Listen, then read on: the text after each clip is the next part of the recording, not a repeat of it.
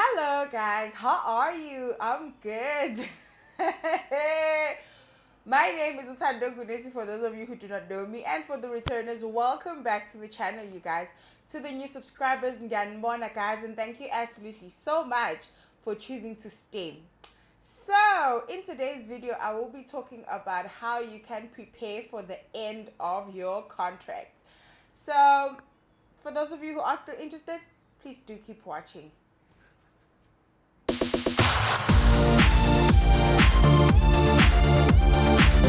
Okay guys, so there are basically two things that encouraged me to do this video. Firstly is because I am employed on contractual basis and my contracts will be coming to an end like at around early 2022. Yeah. And also because there seems to be a trend of having a lot of people being employed on contractual basis right now. I don't know why. Maybe it's because people want to rotate employment, or they want to gain confidence in the people that they are employing before they can actually employ them on a permanent basis. So I'm going to just go ahead and read some of the pointers that I have because they are basically too long, so I can't look and then come and say them.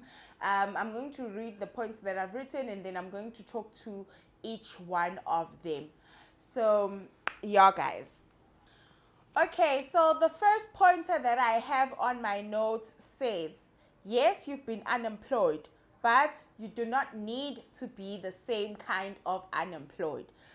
Okay, so this for me means that I do not want to find myself in a similar position as I did before I started working.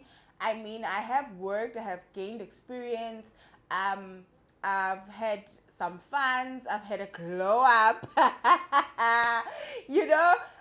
So I don't want to literally go back to that position, at least not in the first 3 months, you know. I want to look like a job seeker, and not really somebody who is unemployed. Kuthiwa yini laba sebephelelwe ithemba.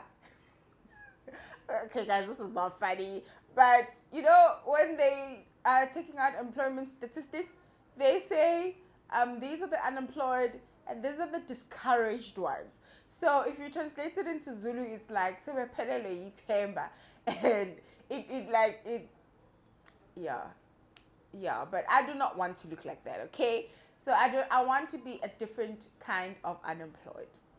Okay, so the second point that I have on here is that you need to prepare for at least 3 months of unemployment. Like, how will you use it? Do you have, for example, a business idea that you want to pursue? Do you have something that you'd really like to work on, a passion project, anything? Like, how will you use this month? Do you want to rest? Because I know I certainly want to rest, okay? And yeah, I think I'm going to go into that in some of the other points, but you need to be prepared. Like, what are you going to spend your time doing? We always say work is such a waste of time. We only go there because we need to. So what is the other thing that you want to do? What do you want to spend your time on? Yeah, basically, what do you want to invest your time in during that 3 months where you are job hunting? Okay, so the third point says be realistic about rest. Chances are you will want to rest. So as I said, I am honest. Like, guys, I've been doing the most within these 3 years, trying to make a mark for myself. Well, not that hard, but also I've been studying, I've been working on the channel. There's just so much that's been going on, and I really want to use the time, if it does get to that. I don't want it to get to that, just so we are clear. You know, so if it does get to that, I really want to use a portion of that 3 months to rest. And if I'm being realistic, about 2 weeks is enough, because I also don't want to stretch it so long that it becomes a habit to rest. Okay, so yeah, be realistic about rest. Chances are you will want to rest, and so budget for that, like within your 3 month plan. Okay, so the other point says look at the things that you are willing to let go in your current budget and then draw up a new one. So of course you probably okay, it depends, because we all have different context in terms of our lives and what is really going on and our support systems. But there potentially are things that you can let go, and I think basically there are things that you will need to let go because the income just won't be the same. And it's really, really hard saving exactly the amount of money that you earn, because so much of it is already committed to like basically your debts and your obligations, your monthly obligations. So it is very difficult to save exactly 3 months of salary. So you need to be in a position where maybe you earn 25,000 rand, but you now want to reduce your budget to about 10,000 rand. So it's much easier to save 30,000 rand instead of, what's the math, 75,000 rand. So you see what I'm trying to say. So yeah, look at your budgets. What are you willing to sacrifice? For example, for me, I don't think I'm willing to sacrifice healthcare, at least for the first 3 months. But if it does go beyond that, I'm willing to let medical aid go, guys. It's a lot of money. You know, I could really use that 4,000 rand for something else. You know? So yeah, look into your budget, see what you're willing to let go. For example, I'm willing to move back home or to my mom, which is home. So some people do not have the option of moving back home. It's just not viable for them. So you need to think about all of those things. If you cannot move home, how about you move into a cheaper place, maybe into a sharing accommodation? But something has to give. Yeah, something just has to give. Life cannot go on as normal. So think about those things and then draw up a new budget. Okay, so the next point says save 3 months worth of the remainder in an unemployment fund for 12 months. So be realistic about what you can afford. So this goes back to what I was saying. So when you draw your final like budget, and you say, okay, I can, with this new budget, I need about 10,000 rand. And then you look at what can you afford to save in the next 12 months. If 30,000 is not the amount that you can afford, then maybe go back into your budget and look really, really, really, what can you cut on? What can you cut on? And then maybe you discover you can be able to drop it to about 7.5, which means you only have to save, what is the math? 7, 14, 21, about 22,500. I don't know. I don't know whether my math is right. But, you know, then there's a greater reduction and you are being realistic about what you can afford. Also, look at what you can cut in the meantime. What can you cut to ensure that you are able to reach 30,000 rand? Or what can you cut to ensure you can reach 20,000 rand? You know, right now when you're saving, so that you are in a decent financial position. When just go back and forth between the two budgets and see what can you cut, you know, when you are unemployed, or what can you cut now to ensure that by the time you are unemployed you are able to have 30,000 rand or 20 something thousand rand, whatever amount you eventually figure out that you need. Honestly, have an honest conversation with yourself. What can you afford in terms of money, and what can you afford in terms of the life after employment? Okay, so for those of us with medical aid, use medical aid to do some key checkups and fixes. For example, fix your teeth, check up on your IUD for the ladies, do a pap smear for the ladies as well. Have your bloods checked for any like chronic disease, and do not exceed the savings that you are going to pay. So, for example, I don't know how other medical aids work, but with my medical aid, there are benefits that come with the medical aid, and then there are benefits that come from your savings account. So, I don't know like what is covered by honestly by my core medical aid. What I know is that a lot of the things come off from my savings. A lot of the things come off from my savings, and there's a certain amount that I pay within my monthly installment that goes into my savings. So that amount is what I will have until the time when I'm unemployed. I don't know if you guys get it, but if I'm for example contributing 500 rand and it's for the next 8 months, then that's like 4,000 rand. So whatever you're doing, ensure that it does not exceed that amount, because you do not want to be in a position where you are, because medical aid gives you these contributions in advance. Okay, so for example, if you're paying 500 rand, that means you've got like 6,000 rand in the year. So they give you all that money in advance. So if you use all of it and you decide that medical aid is one of the things that you're willing to cut off, who's going to pay for the rest of the money that you were supposed to pay with the rest of your installments? Yeah, so think about all of those kind of things and make sure that you fix, because the last thing you want is to come off from a medical aid and then have teeth issues, like me. And then have issues with your glasses. You'll probably be reading a lot and whatnot, and now you forgot to renew your glasses. You didn't do a pap smear. You didn't, check up on your IUD. Whatever thing that needs to happen in terms of your health, just see if you can't use your medical aid for that, and just ensure that your savings are up, the amount of savings that you use are up to the time where you actually are going to stop paying.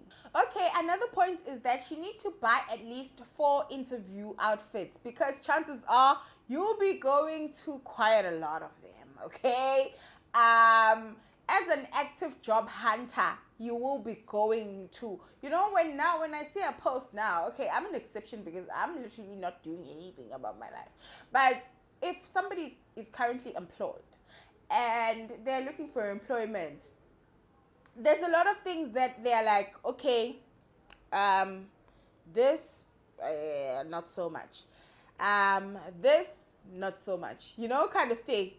And then you look at the post and you're like, but it only pays about 300,000 per annum. No, But when you're unemployed, even a post that pays like 15,000 rand a month is something in comparison to nothing. So definitely you'll be going to a lot of interviews, okay? You'll be going to interviews all the time. So please just make sure that you have at least 4 outfits that look relatively new, because you've been working. You do not want to find yourself in the same position that you were in prior to working, yabon? So just make sure that you are in a position where you show up looking dressed well. And if you want to know about some ideas on what kind of things that you can buy, you can watch my video on interview tips. So make sure that you buy enough outfits to last you for at least a year of job hunting. Okay, another point is that you should buy at least 3 months worth of toiletries. I don't know about you, but the last thing I want is to be asking my mom or a partner or whoever for money for toiletries in the first 3 months of my unemployment. Like, no. Asking for pad money, roll-on money, no. No. I don't want to be in that position. So buy at least 3 months of worth of toiletries. Bring it down a notch. Move away from all of the nice things that you've been buying because you are working. Just buy the things that you need, the core things. Roll on, a good perfume, because you'll need it for the interviews, yabon. So fanele ukuthi mongena lapho unuke kamnandi. But yeah, fanele unuke kamnandi, guys. So buy a good perfume, buy roll-on sanitary towels, sanitary whatever, sanitary things that you need.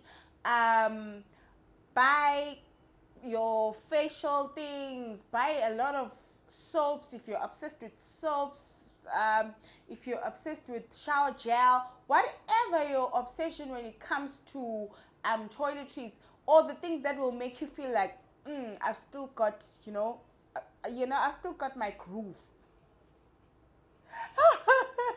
How Stella got her groove back. Yeah, understand? Just be in a position where you don't want to uguti in the first month or two already you're feeling sorry for yourself because all of a sudden now you can't afford this shower gel. Make sure everything is ready for at least 3 months. And I don't think that will cost you a lot, well, relative. But yeah, just make sure that in the build up to your unemployment, you actually collect these kind of things to make sure that by the time you're unemployed, you literally have about 3 months worth of toiletries. Another point is that you should buy books. I mean, you have quite some time to read. So buy a lot of self-help books.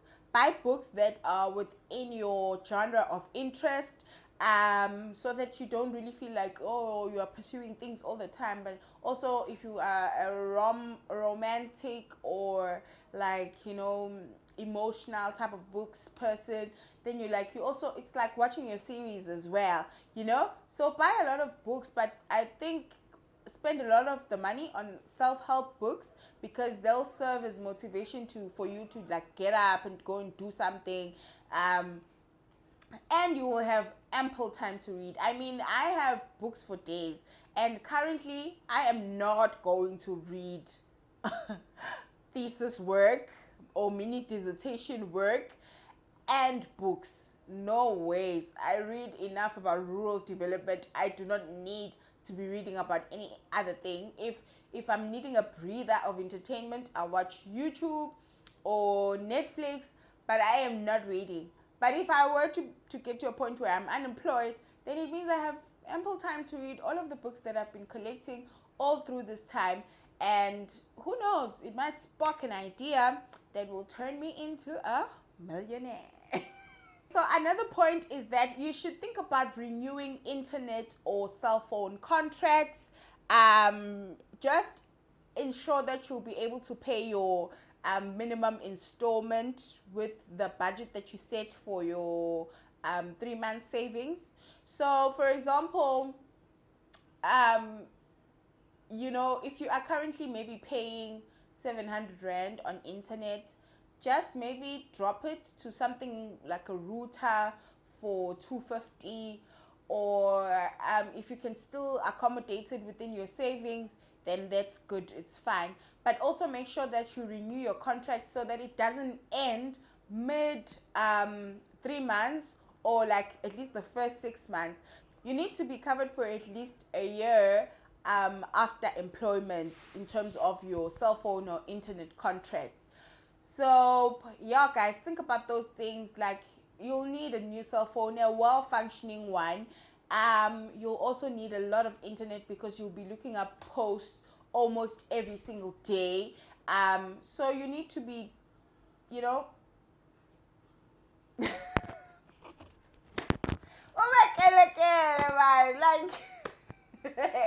be smart about these kind of things, because they'll look at you, okay, like you're still working, and they'll approve you for 80 gigabytes for about $2.99, and if you can continuously pay that, then it's fine, no harm is made, yabo. So yeah, guys, think about those kind of things. They become very important during unemployment. Okay, so another one is to invest in equipment for your side hustle. For example, for me, I would need a decent camera, lighting, mic. So yeah, at least I've recently bought a new camera. But look into those kind of things. For example, I'll need a new camera. I'll need to check up if do I not need new mics, especially these lapel ones. Especially these lapel ones because they are more likely to malfunction sooner. And also they are cheap, man. You don't want to find yourself in crisis for something that is really inexpensive. Yeah, bo. So yeah, think about those things. What do you need for your side hustle? If you're maybe a nail tech, buy new shades of nail polish or whatever needs to be bought, a new light, whatever. Just make sure that you are set for the time when you are now unemployed and are unable to, invest in new equipment. So another point is that you should consider applying now, a year or 6 months before the end of your contract, and maybe you will transition and not be unemployed. So if you maybe start applying 6 months or a year before the end of your contract, it might mean that there's a higher chance of you getting something, like another job or something like that, and you will transition and not have to find yourself in this type of position. So yeah, just be rigorously seeking employment during at least the last 6 months of your contract. Nje be ugel obuza ngapha nangapha ukuthi guys umsebenzi ungalaphi ngatholaphi ngenzani, type of thing. Because the last thing you want is to be like, oh no, why didn't I give things a try? Just try your best, look for employment opportunities. I mean, you've got experience now. You've probably accumulated other things as well. So look for employment and make sure that you have a higher chance of transitioning than that of being unemployed. Okay, so last but not least, just for the purpose of this video, plan your life so that it accommodates your downgrading and a possible move. For example, I'll move Sbani to my mom because that's where I'm likely to go should I get unemployed. So knowing that my contract ends mid-year, okay, it only makes sense for me to accommodate my daughter in a way that even if I have to move places, she isn't affected in terms of schooling. So I'm going to have to look for a school where my mom stays, so that in January she goes there, so that I can be gallivanting again and looking for employment everywhere, every city, every province, so that if I have to move to the Eastern Cape, Kusasa, it is not a problem. I can just pack up and leave because I've already made my life, I've already planned my life in a way that it accommodates the possible move. And if my contract gets extended, great. I can always just bring her back to her old school. I mean, they know me now. I can just say, oh, guys, there was a small misunderstanding. Or another thing which I am planning to do is to actually maybe keep her, and then by the time that I'm unemployed, go gallivanting and looking for schools.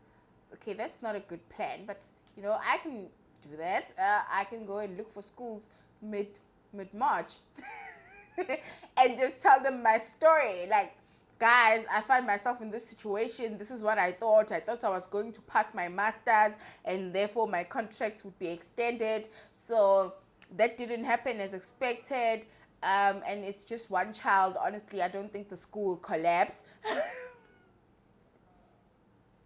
I don't think the school will collapse. So please just accommodate me, And it might not be the ideal school that I'm looking for, but definitely I'll find a school. So yeah, just plan your life in a way that you are ready for that big move or transition. Yeah. Just make sure that you are thinking about those kind of things at least, even if you are not actively planning for them, but you have an idea in your head that what would happen if A, B, C, D were to happen to me, or what would happen if in the last month of my contract I would get employed somewhere else. What would happen if they decide to keep me? What are the chances that they keep me? What can I do for them to possibly keep me? Think about those kind of things. And also, as I said when I was telling you guys on how to draw your budget, think downgrading. Life cannot possibly be the same. At some point you are going to have to give up, man. And really let go of some of the things, like your Woolies purchases and your Dow Egberts coffee. Just a lot of things are going to have to go. Watch my downgrading video and you'll see like the kind of things that I'm talking about and how you can downgrade your life. Okay, so yeah guys, I think that's it for today. That is it for the purpose of this video. There are of course other pointers. I mean, you guys can share in the comment section. And with that being said, please do not forget to comment, like, and subscribe. When you like my videos, it gets recommended to more people. I'm really trying to make my way to 1K before the end of the year. I hope I am not too late, but I am really trying my best to make it to 1K before the end of the year. So please guys, do subscribe, like, and comment and engage on the video. What do you guys think? Do you agree with some of my points or maybe not? What other additions do you guys have? Just let me know what you guys think. And yeah, other than that, I love you for watching, and thank you absolutely so much. Bye.